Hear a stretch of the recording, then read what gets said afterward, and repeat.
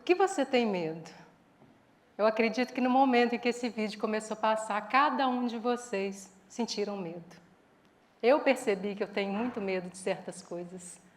Medo do fim do mundo, medo de cobras, de aranha, medo de falar em público. Mas está tudo bem. O medo, ele faz parte da vida do ser humano. E em cada fase da nossa vida, ele vai estar presente. Na infância, a criança tem muito medo do escuro.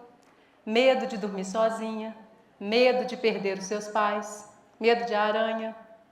O adolescente, ele tem medo do ridículo. É isso mesmo. Adolescente tem medo de passar vergonha diante dos amigos. Eles já não querem mais que os pais levem eles ao colégio. Beijo e abraço, então? Nem pensar. Medo de se expor ao ridículo. O jovem tem medo do futuro. Medo de não ser bem-sucedido profissionalmente. Medo de se casar e assumir a responsabilidade de um adulto. Uma matéria da revista Veja aponta que há uma década, 20% dos jovens entre 25 e 34 anos moravam com seus pais. Hoje, esse número aumentou para 25%. E especialistas afirmam que após a pandemia, esse número é ainda maior. Eles chamam de a geração canguru, a geração Z. O adulto, ele tem medo daquele boleto que vai chegar. E ele chega para cada um de nós. Tem medo de errar na educação dos seus filhos. Diante de tantas gerações que nós temos visto, isso tem sido um desafio para os pais. Tem medo das doenças. Quantos vírus sem explicação nós temos visto? E tem medo da morte. O idoso, ele tem medo da solidão. E quantos idosos nós temos visto sendo deixados em asilos pelos próprios familiares. Eles têm medo de morrer ali abandonados pelos familiares, ainda que estejam cercados com pessoas ali junto com eles.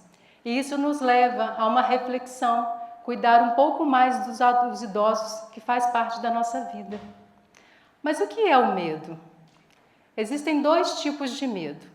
O medo racional, que te protege, e o medo irracional. O medo racional, ele é uma emoção, uma sensação frente a uma percepção de perigo. E ele tem duas funções na nossa vida. Instinto de sobrevivência. Pois eu acredito que nesse exato momento em que nós estamos aqui, se pelaquela porta entrasse um leão forte e faminto, qual que seria a nossa primeira reação? Fugir. Fuga. Instinto de sobrevivência para proteger a nossa vida. E a segunda função, ele nos ensina a ser prudente. Por medo que aconteça algo, nós temos prudência. Eu acredito que todos aqui, assim como eu, ao atravessar uma avenida movimentada, antes nós vamos nos certificar que estamos diante de um semáforo. Se não tiver um semáforo, nós vamos olhar para os lados, para certificar que estamos fazendo uma travessia segura. Se estivermos com uma criança, nós vamos segurá-la pela mão. Ter prudência é não fazer uso de bebida alcoólica e pegar a direção de um carro. Certamente um acidente pode acontecer. Se nós dissermos que não temos medo de nada, nós nos tornamos um inconsequente.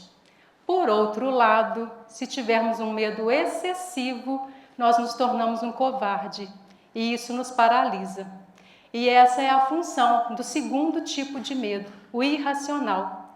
Ele não te coloca em risco, nem em perigo de vida, porém ele te paralisa, por ser um medo gerado pelas nossas emoções, um medo exagerado e desproporcional. Ele te impede de ser bem-sucedido profissionalmente, de ter um bom relacionamento familiar, porque você se esconde. Ele te impede de fazer amizade, ele te paralisa em todas as áreas da sua vida.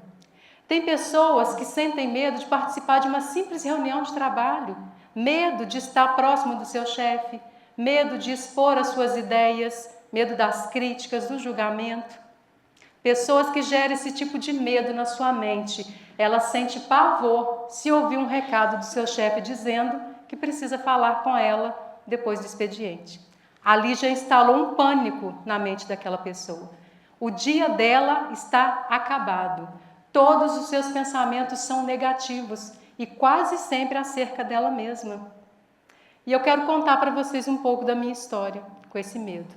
Durante muito tempo da minha vida, eu sofri com esse medo. Eu ainda sinto, mas hoje eu sei como vencer esse medo.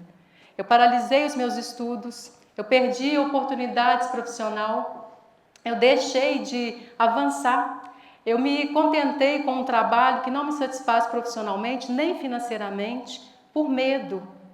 Eu tinha medo de entrar em algum lugar, acessar algum lugar para pedir informações às pessoas. Medo de falar dos meus sonhos de fazer uma faculdade, de ser ridicularizada por aquilo. E isso me paralisou.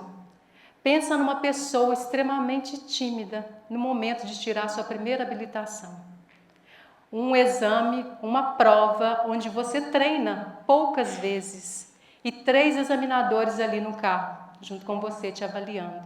Naquele momento eu só conseguia sentir as minhas pernas e os meus braços tremendo, a minha visão ficou turva e eu não conseguia ouvir os comandos que aquele examinador me dava no momento. Enfim, eu consegui tirar a minha habilitação.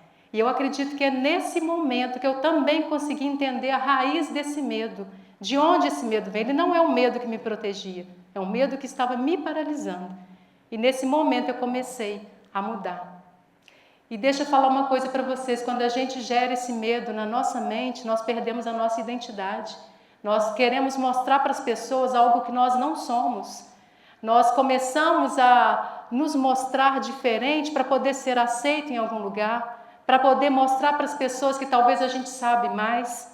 E isso é tão pior do que o medo que a gente sente.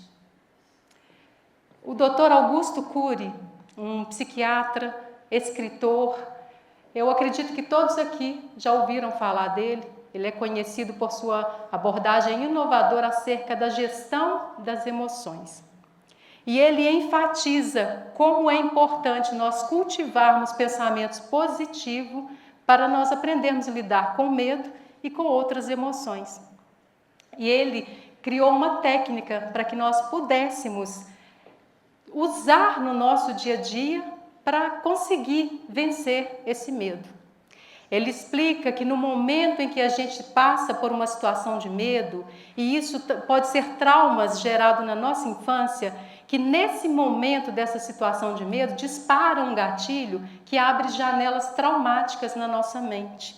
E nesse momento os nossos pensamentos são todos negativos. E é nesse exato momento que nós precisamos mudar os nossos pensamentos. Ele, ao longo de muitos anos, ele estudou a construção do pensamento. E se nós conseguimos construir pensamentos negativos na nossa mente, nós também conseguimos construir pensamentos positivos. E ele explica que a técnica, o método que ele criou, que ele chama de DCD, que ao momento que nós utilizarmos esse método, nós vamos começar a mudar os nossos pensamentos, a reeditar os pensamentos, substituí-los por pensamentos bons. E ele chama de DCD, duvidar daquilo que nos controla, criticar os pensamentos perturbadores e determinar ser feliz e realizado. E quantas vezes nós duvidamos do nosso talento? Quantas vezes nós duvidamos de que nós conseguimos avançar? Quantas vezes duvidamos que nós podemos ter uma história de sucesso? A partir do momento em que nós começamos a construir novos pensamentos. E ele faz uma analogia entre a nossa mente e um teatro. No momento em que nós estamos sentindo esse medo, o nosso eu, que deveria ser o gestor das nossas emoções, que deveria ser o autor principal da nossa história, o protagonista da nossa história, ele deveria estar no palco, escrevendo a nossa história de sucesso. Mas nesse momento que é gerado esse medo irracional, o nosso eu, ele passa a estar na plateia. E o medo, ele vem para o palco, direcionar a sua vida.